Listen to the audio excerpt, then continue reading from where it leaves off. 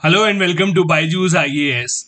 Let's begin today's session of comprehensive news analysis with the first article that talks about the national monetization pipeline announced by the government of India a few months back with an aim of raising about 6 lakh crore rupees using government infrastructure which is not being used by the government, mainly in the sectors such as roads, railways, power, oil and gas pipelines, food, public distribution, coal, etc. This aim is to be reached in the next 4 years from financial year 2022 to financial year 2025. Now, the author here takes a critical look on this plan of the government, whether or not it is worth it, and why is it that the government has to look towards its assets to monetize and get the money. The author here, while not really criticizing the policy, is trying to make a point that the government must make reforms in the long run so that this kind of a plan does not become a frequent occurring. Once is enough,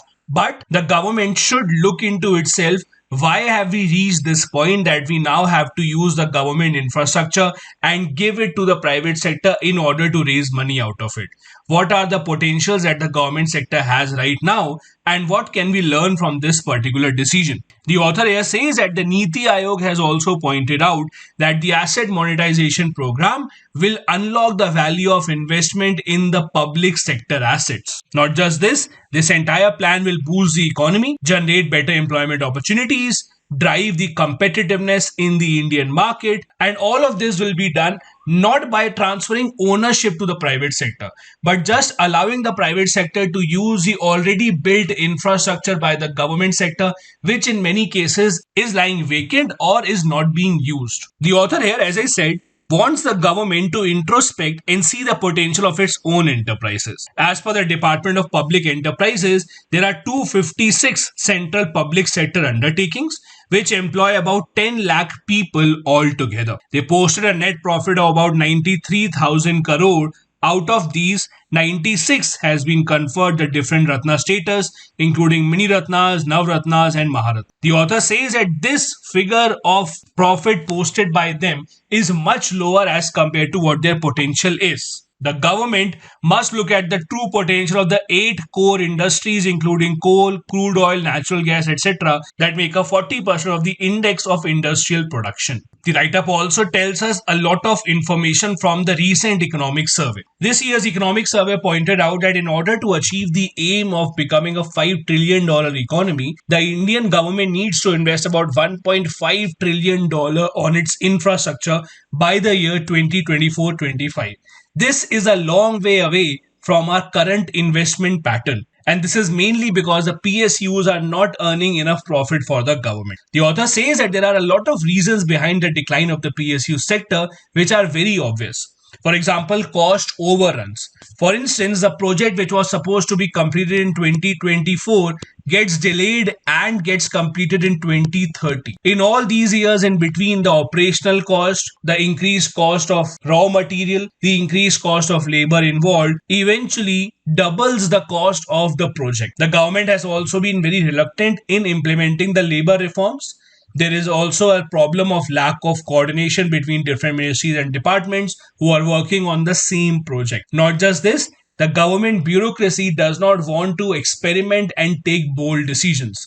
This practice of playing safe has led to poor decision making and excessive control of the government. That is why the PSUs are not being able to realize their true potential. Recently, the government launched the Pradhan Mantri Gati Shakti Master Plan, under which there would be multimodal connectivity to synchronize the operations of different departments of 16 ministries to coordinate infrastructure projects in a timely manner. This is an indication that the government itself realizes that one of the problems that the government is facing is lack of coordination between the different ministries who are working on the similar project. For example, if someone has to open up a factory, a manufacturing plant, they would have to take permission from the Environment Ministry, from the Labor Ministry. They would also have to ensure that they have registered themselves with the Corporate Affairs Ministry, so on and so forth. Even if one of the departments inside these ministries decide to delay the file, the entire project will be delayed. The economic survey has pointed out that the government must revamp its corporate governance structure and bring in much increased transparency and accountability in the working of the public sector enterprises. The government has taken some efforts to revive its PSUs, especially in the steel sector, by including the steel sector in the production linked incentive scheme. As you know, our steel sector specifically has been under a lot of pressure because of import of cheap steel from countries around the world, mainly from China. The author here says that the government must protect its industries against the unfair trade practices by imposing anti-dumping duty and countervailing duty on such products which are harming our own steel industry. Now let's take a look beyond the article and see a few details about the national monetization pipeline. The aim of raising rupees 6 lakh crore under this particular plan will be fulfilled in this manner. Most of the money is supposed to come from roads, then railways, power transmission, power generation, natural gas pipeline, telecom, etc. The government wants to unlock the potential of brownfield projects. As we have discussed earlier, brownfield projects means the projects where infrastructure has already been created. And rather than building from the scratch, certain changes would be made to make it up to date. The government will transfer the revenue rights, but no ownership will be transferred in these projects. Do remember this part. The recent budget identified monetization of public infrastructure assets as a means of sustainable infrastructure financing. Right now, the plan only includes the central government ministries and the central public sector enterprise infrastructure. So, infrastructure of state governments, etc., have not been included in this particular plan. Most of the money, as we discussed, will come from roads, railways, and power sector assets, which make up 66% of the total estimated value that will be monetized.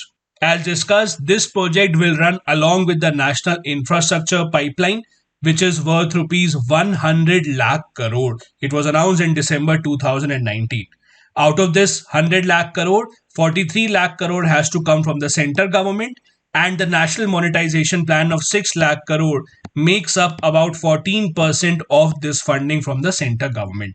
The next article that we have talks about the status of the Smart Cities mission that the government of India launched in June 2015.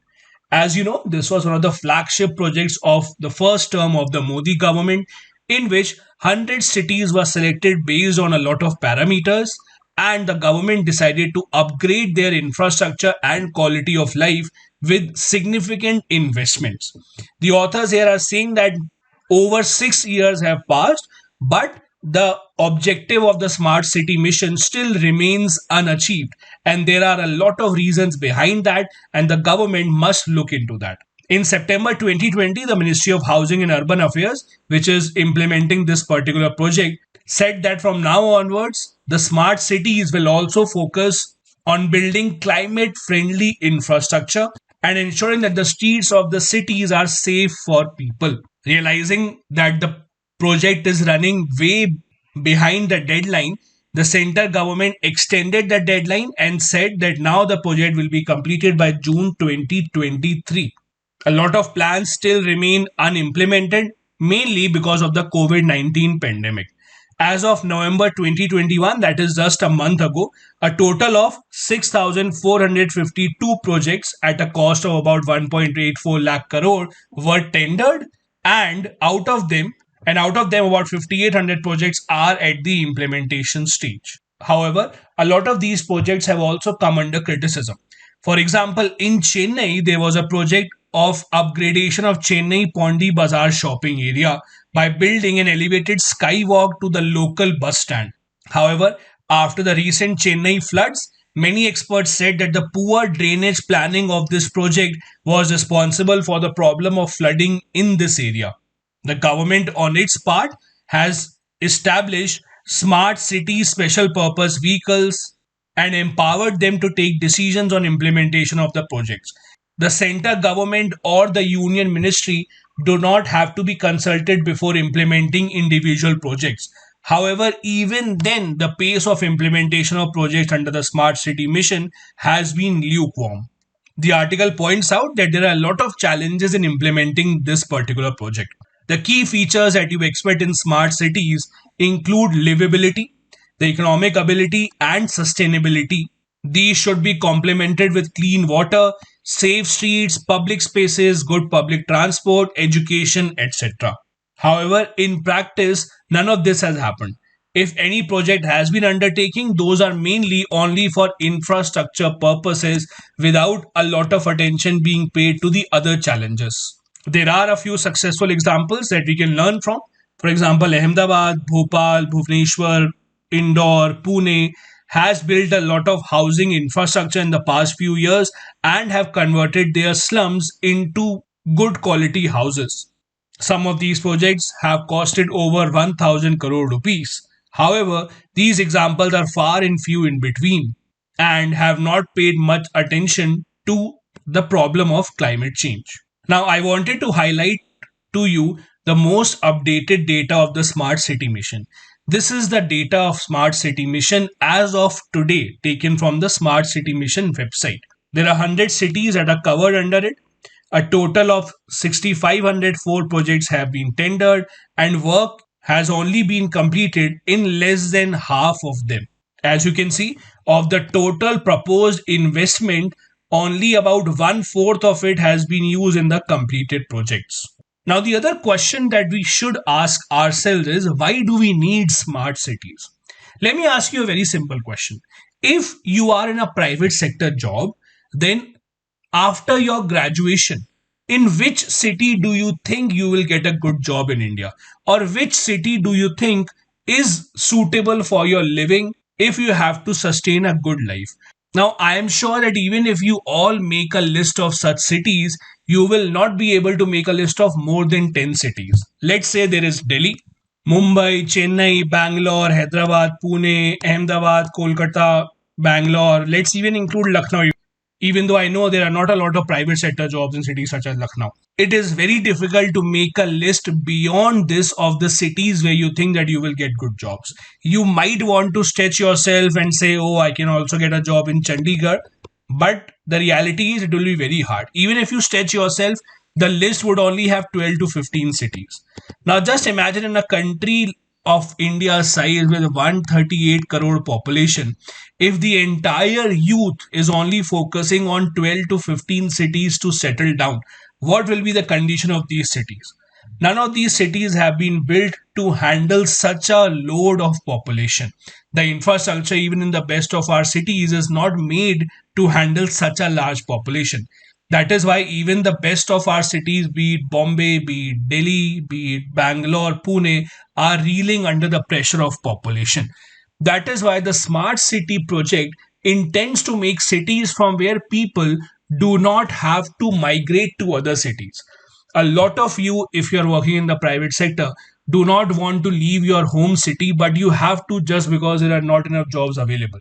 Now, when your city would have good infrastructure, when your city would have good jobs, you might not have to migrate to other cities, and the distribution of population would be much better in that case. That is one of the main objectives of the Smart City project implemented by the Government of India. The next article that we have is an op-ed written by Shashi Tharoor. Now, as you know, he is a member of parliament from the Congress party. So you would assume that the theme of this article would be a slight criticism of the ruling government. The author here wants to highlight the fact that the ruling government, by implementing laws such as the Citizenship Amendment Act, is going against the idea of India. The government is going against the ideas that laid the foundation of the republic, and our constitution should not run with the will of the majority only.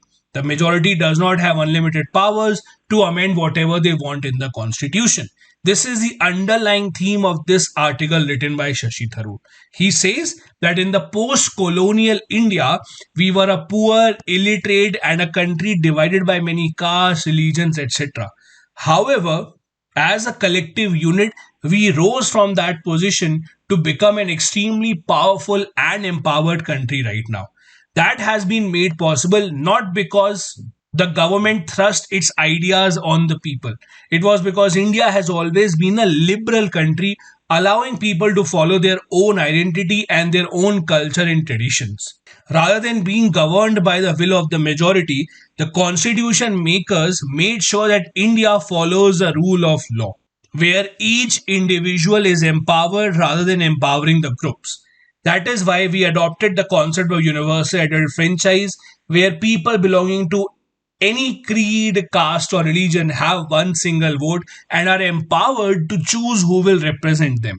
The Constitution of India, rather than giving unlimited power to the government, on the opposite, restrains the government from using unlimited power.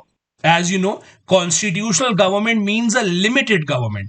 For example, the Constitution of India says that the state shall not discriminate on the basis of religion, caste, race, etc. That means the Constitution of India restricts the power of the state and empowers the people in return. The constitution makers ensure that law is supreme and politics does not undermine the law. Irrespective of whichever party is in power, they must realize this fact. That is why the constitution makers took such a long time to write our constitution, so that even the most minute groups in the country have safeguards. There are safeguards for minorities under Article 29 and Article 30. There are safeguards for the tribal population under Schedule 5th and Schedule 6th. There are safeguards that allow you to follow and practice your own religion, so on and so forth. In the later half of the article, Mr. Tharoor says that the constitution makers discussed the idea of giving citizenship on the basis of religion, but they rejected the idea completely. And the government's decision to implement the Citizenship Amendment Act goes against that very idea of the Constituent Assembly. According to him, any question of dividing people on the basis of religion was answered after Pakistan was made and India had to suffer from partition. After partition, when we had a divided India, there was no question of any debate to be made on the basis of religion, because the people who decided to stay on the side of India were people who accepted the idea of religious egalitarianism. That is, every religion is equal and we should not give preference to one religion over the other. There were multiple debates in the Constituent Assembly about the basis on which individual citizenship should be given. And the two biggest names in the assembly, apart from Patel, that is Nehru and Ambedkar, made sure that the individual citizenship was given to the people irrespective of their religion. Ambedkar made it clear by saying, I do not believe there is any place in this country for any particular culture, whether it is Hindu culture or Mohammedan culture or Kanaris culture or a Gujarati culture. Thus, the government should not override the idea of the Constituent Assembly and must think twice before making such laws that divide people on the basis of religion. Now, it is also a good time to look back into what kind of debates did we have in the Constituent Assembly. I have compiled data about the debates specifically that took place in the Constituent Assembly on the question of citizenship. It was one of the most burning issues to be discussed in the Constituent Assembly.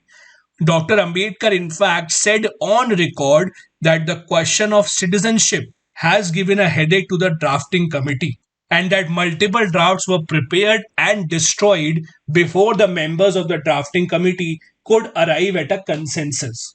The two major points of discussions were Article 5 and Article 7 of the Indian Constitution. Article 5 of the Constitution says that at the commencement of the Constitution, means at the beginning of the Constitution, every person who has his domicile in the territory of India and was born in the territory of India, or either of whose parents are born in India, or a person who has been a resident of India for about 5 years, shall be termed as a citizen of India. There were many people who were against this article because they said that only people belonging to non-Muslim religion should be included in this article, because the Muslims had a choice of going to Pakistan. But this idea was rejected by the Constituent Assembly that religious lines should be used for Article number 5.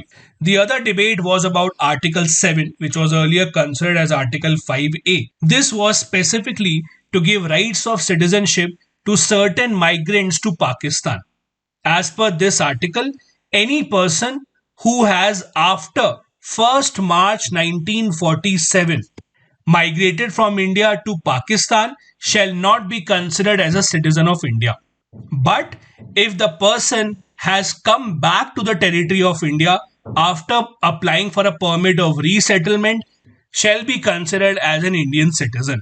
This also was a provision that was contested by many leaders in the assembly who did not want those who have migrated to Pakistan to be given Indian citizenship at any cost. The other point of debate in the Constituent Assembly was the Jus Soli principle. The Jus Soli principle simply means providing citizenship on the basis of birth. The people who spoke against it said that just because a person is being born in India should not be given citizenship. There should also be a clause of religious identity with this. Specifically, a Constituent Assembly member named Dr. P.S. Deshmukh from the Central Province in Berar proposed changes to Article 5 by saying that this provision of citizenship by birth should be accompanied with a clause of religion. He also said that anyone who is a Hindu or a Sikh by religion and not a citizen of any other country, irrespective of wherever he or she lives, should be allowed to become a citizen of India. This is very similar to the Citizenship Amendment Act. He was criticized for justifying the inclusion of people of other religion. His argument was very similar to the one that is given by the government now. That is, he said that Hindus and Sikhs have no other home but India, and that is why we should keep our gates open for them whenever they want to come back. However, despite these ideas, the ideas that did prevail finally were of Jawaharlal Nehru and Dr. B.R. Ambedkar. As per Nehru, we could not have different rules for Muslims, Hindus, and Christians. During the Assembly's debates, Nehru stressed on the fact that there can be a second wave of migration of people coming into India from Pakistan, and we should be open to them even though they are non-Hindus or non-Sikhs. Ambedkar, on the other hand, clarified that Article 7 is specifically for those people who migrated to Pakistan but came back to India because of internal disturbances. And the two governments have already signed agreements allowing people to return from Pakistan to India, and it is a government's responsibility to now provide them citizenship. Next article today is about India's decision to vote against the UN draft resolution on climate change. On Monday, there was a draft resolution at the UN Security Council that came up linking the concept of climate change to security. India voted against this particular draft. Now, the significance of this draft was that Niger, the country that introduced this particular draft, wanted to make a point that now internal security of a country is related to climate change because climate change is causing disputes around the world. Problem with this draft as per India was if this would have passed, then it means that climate change has become a security matter. And once it becomes a security matter, it would become the responsibility of the Security Council to resolve it. Because as per the UN Charter, the Security Council is responsible for maintaining peace across the world. That is why India voted against it. And the reason why this resolution could not pass was because Russia, as a permanent member, vetoed against this resolution and China abstained from voting. Out of the 15 members, including the permanent and non-permanent members of Security Council, 12 voted in favor. India and Russia voted against it, while China refused to vote. Right now, the UNSC presidency is with Niger, which is a non-permanent member of the Security Council, that introduced a resolution titled Maintenance of International Peace and Security, Security in the Context of Terrorism and Climate Change. The reason why this draft was introduced was because Niger itself is facing a lot of internal disturbance because of climate change problems. The Indian representative pointed out that the reason why we are not supporting it is because climate change is a universal problem and we cannot allow just the Security Council to decide how to tackle it. Because the countries that are facing most of these troubles are the developing nations, and once the matter goes to the UN Security Council, the developing nations will be kept out of it and they will not be heard. Also, it goes against the concept of common but differentiated responsibilities that has been accepted to fight the climate change issue. Now, as you know, the UN Security Council has 15 members, including the 5 permanent members that have veto powers. There are 10 non-permanent members that are appointed for a 2-year term that do not have the veto power. The 10 non-permanent members today include India as well as Niger, that has the presidency of the Security Council right now. Now, interestingly, there are over 50 UN member states that have never been a member of the Security Council. But even the state that is not a member of the UN Security Council can participate in its debate, but without a vote. That is, when that country's specific interests are affected by that debate. It is the Security Council that sets the conditions for participation by a non member state in the discussions taking place in the Security Council. The article also makes a mention of the concept of common but differentiated responsibility. So let's take a look at that also. It is a principle within the UN Framework Convention on Climate Change, under which, while every country is responsible for taking action against climate change, but the magnitude of responsibility is not the same. The countries that have polluted the environment more in the past, that is the industrialized countries, have to take up more responsibility as compared to the developing world that have not contributed to this problem mainly. The UNFCCC convention divides the countries into two parts, Annex 1 and non-Annex 1. The Annex 1 countries mainly are the developed nations that have a greater role in arresting the impact of climate change. They are legally bound to reduce their emissions, unlike the non-annexed countries. This concept of common but differentiated responsibility came up in 1997 as a part of the Kyoto Protocol. The next news story is the Supreme Court's decision to allow the government to widen the three Char Dham highways. We did discuss about this issue a few days back in one of the sessions of CNA only, when the matter was still pending in the Supreme Court. I suggest you to go through that video as well. The matter is about the government's decision to widen the three national highways, the ones from Rishikesh to Manna, Rishikesh to Gangotri, and Tanakpur to Pithoragarh, since these are a part of India's security apparatus and act as a feeder road to the northern border with China. All these roads are a part of the Char Dham Highway project. This project was challenged in the court by the environmentalists and the locals, suggesting that it goes against the environmental harmony of that region. Not just this, there were allegations that even without the proper permission of the court, the government had gone ahead with the project, widening the roads without publishing that information in the public domain. While the matter was still in the court, the Ministry of Defense had requested the Supreme Court to allow the project to be at least 7-meter wide and 1.5-meter shoulder road on either side for the movement of troops and other military equipments. The Supreme Court, now deciding on the matter, has said that we will allow the Ministry of Defense's application for these three strategic highways. The court also said that we have taken note of the environmental concerns, but we are of the view that the Ministry of Defense can go ahead because the national security is paramount and cannot be compromised. These are the three roads that we are talking about.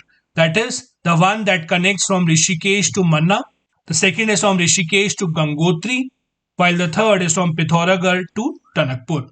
All these three connect to places that are very close to the India-China border and see a regular deployment of large-scale troops from the Indian side. Now, this Char Dham Pariyojana was aimed to improve the connectivity to the Char Dham pilgrimage centers. These include Badrinath, Kedarnath, Gangotri, and Yamunotri in the Himalayas. The project was to widen 900 kilometers of highways that connect these pilgrimage sites, which are also a part of the Kailash Mansarovar Yatra route.